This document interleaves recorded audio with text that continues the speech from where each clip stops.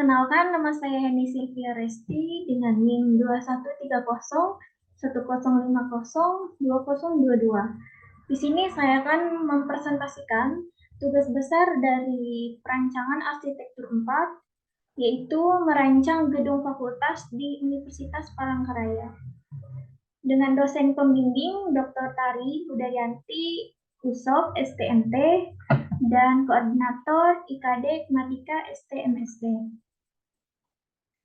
Pada kali ini, gedung Fakultas Universitas Palangkaraya yang dirancang pada kelompok bimbingan Ibu Tari Budayanti Usop adalah gedung Fakultas Keguruan dan Ilmu Pendidikan Universitas Palangkaraya. Untuk pertama-tama, saya akan memulai dari pendahuluan. Kita harus tahu terlebih dahulu definisi dari Fakultas Keguruan dan Ilmu Pendidikan.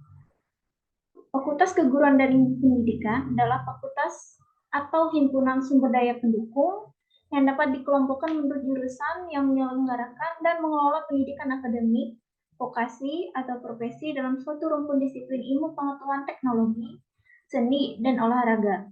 Fakultas Keguruan dan Ilmu Pendidikan adalah salah satu fakultas yang menyediakan layanan pendidikan bagi para mahasiswa untuk menghasilkan tenaga pendidik yang bisa memberikan kenyamanan proses belajar kepada siswa, bagaimana cara mengajar yang baik dan benar, bisa menerapkan metode-metode pembelajaran yang mudah dipahami siswa, berinovasi, dan hal-hal pendukung proses pendidikan lainnya. Adapun fasilitas yang diperlukan untuk gedung Fakultas Keguruan dan Ilmu Pendidikan, yang pertama adalah fasilitas akademik. Fasilitas akademik terdiri dari ruang perkuliahan atau ruang kelas, laboratorium, perpustakaan, ruang dosen atau staf, dan auditorium. Untuk fasilitas layanan administrasi dan pendukung lainnya berupa pusat pelayanan mahasiswa, layanan kesehatan dan konseling, area makan, pusat kebugaran dan rekreasi, tempat ibadah, dan fasilitas atau area parkir.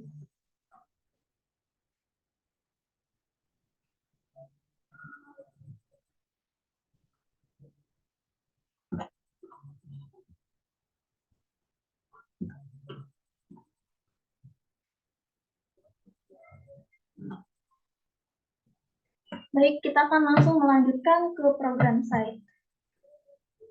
Pada program site, bangunan yang berdiri atau rancangan Fakultas Keguruan dan Ilmu Pendidikan sendiri, yaitu berada di lokasi atau site tapak berada di Jalan Hendrik Timang, Palangkaraya, yaitu site atau tapak dari Fakultas Keguruan dan Ilmu Pendidikan dari Universitas Palangkaraya sendiri. Site tersebut berluasan total yaitu 36.396 meter persegi. Adapun data existing yang berada di program site atau yang berada di tapak tersebut dapat dilihat pada gambar berupa analisa matahari, analisa angin dan hujan, analisa sirkulasi, analisa topografi, analisa kebisingan, analisa vegetasi, analisa view from site atau to site, yang terakhir adalah zoning.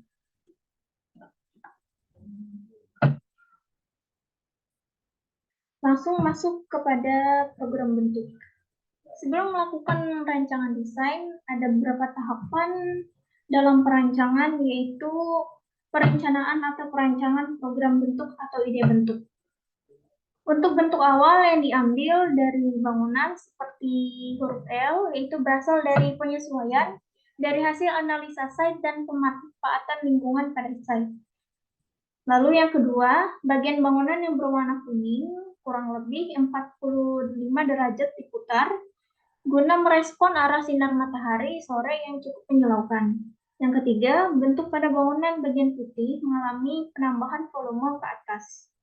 Yang keempat, bentuk pada bagian kuning juga mengalami penambahan volume ke atas dengan ketinggian yang sama dengan bagian yang putih.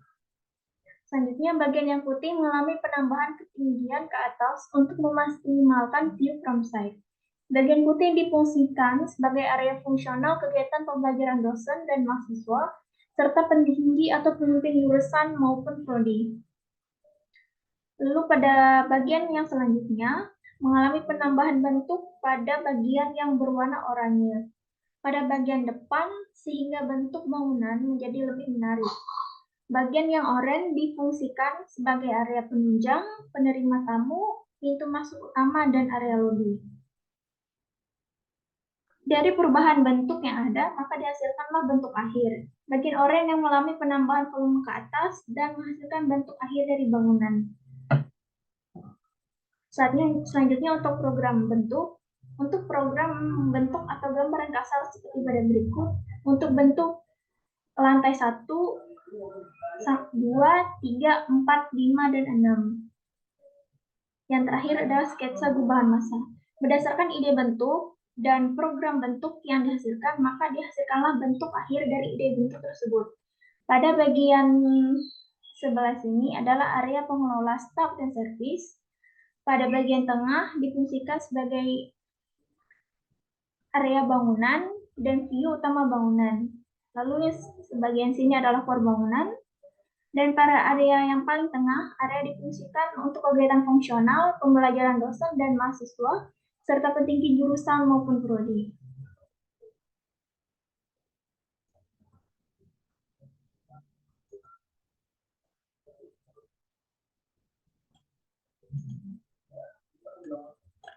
Selanjutnya masuk kepada desain bangunan. Bisa dilihat pada gambar, ini adalah gambar set plan dari rancangan bangunan.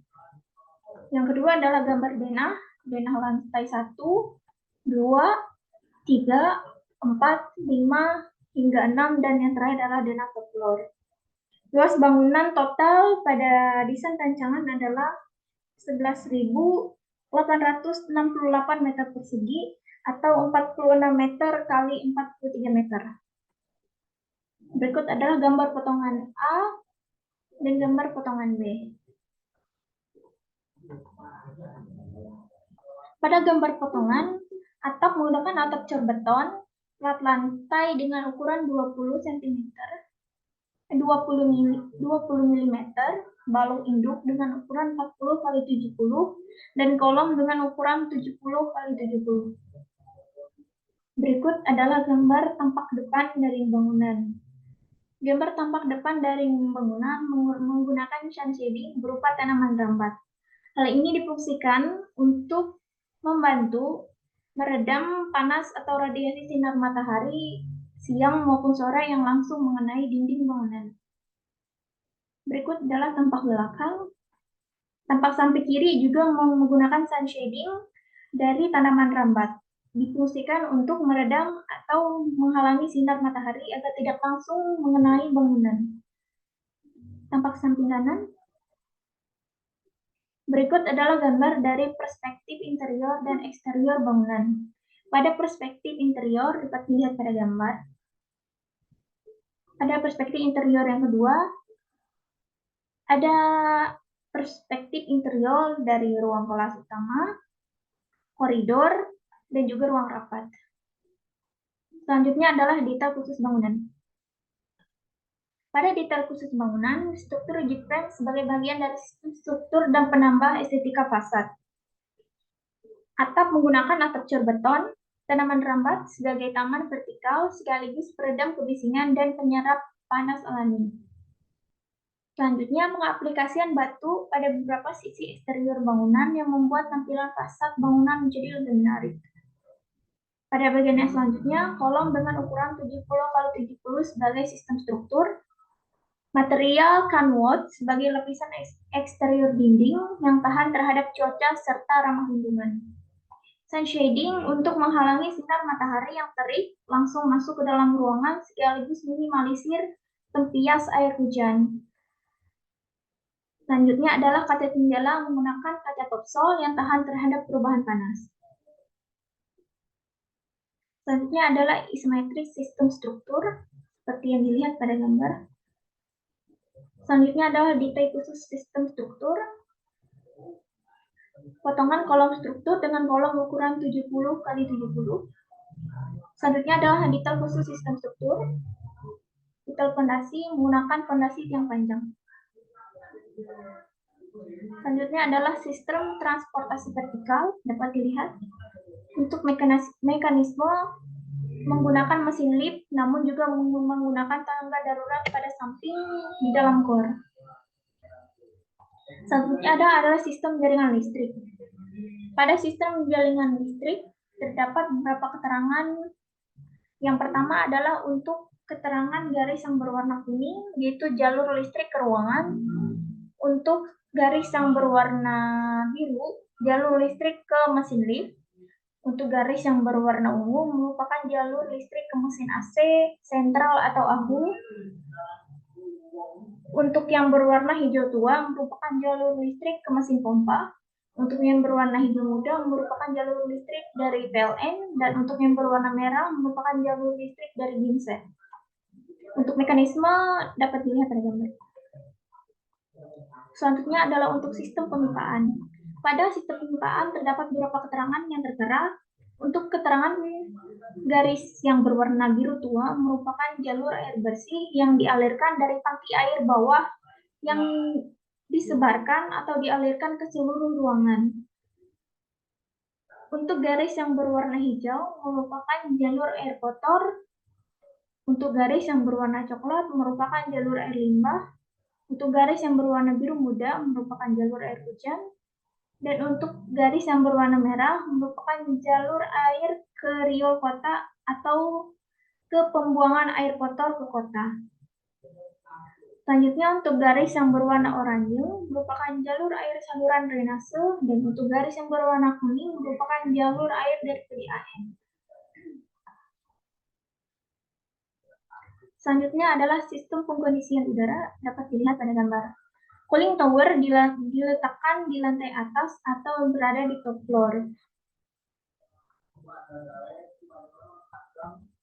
Selanjutnya adalah sistem pemadam kebakaran aktif dan sistem pemadam kebakaran pasif dan sistem jaringan telekomunikasi. Terdapat beberapa keterangan yang tertera pada sistem jaringan telekomunikasi. Yang pertama adalah untuk kotak yang bergaris X merupakan panel elektrikal yang diletakkan di bawah. Yang kedua adalah panel PABX yang berwarna merah. Untuk kotak yang berwarna kuning merupakan terminal box. Untuk kotak yang berwarna hijau merupakan perangkat transmisi. Untuk garis yang berwarna oranye merupakan jaringan telepon yang disalurkan ke ruangan. Dan untuk garis yang berwarna merah merupakan jaringan telepon dari PT Telkom. Selanjutnya adalah sistem CCTV dan security. Seperti dilihat pada gambar di keterangan, pada box yang berwarna hitam, kotak bergaris X merupakan perangkat monitor. Selanjutnya, untuk garis yang berwarna merah merupakan jaringan dari CCTV, dan untuk kotak yang berwarna ungu merupakan simbol dari kamera CCTV. Selanjutnya adalah sistem jaringan sound system. Pada keterangan gambar untuk jaringan sound system, untuk box yang berwarna hitam X merupakan panel elektrikal. Yang kedua, untuk garis berwarna hijau merupakan jaringan sound system. Untuk kotak yang berwarna kuning merupakan speaker sound system. Untuk kotak yang berwarna merah merupakan mikrofon. Untuk kotak yang berwarna oranye merupakan main distribution frame sound system. Dan untuk kotak yang berwarna hijau merupakan mixer equalizer. Selanjutnya, yang terakhir adalah sistem pengolahan sampah. Dapat dilihat pada gambar, sistem pengolahan sampah akan diingatkan melalui alarm manual. Otomatis sampah dari setiap ruangan akan turun melalui sep sampah ke tempat pembuangan sampah akhir.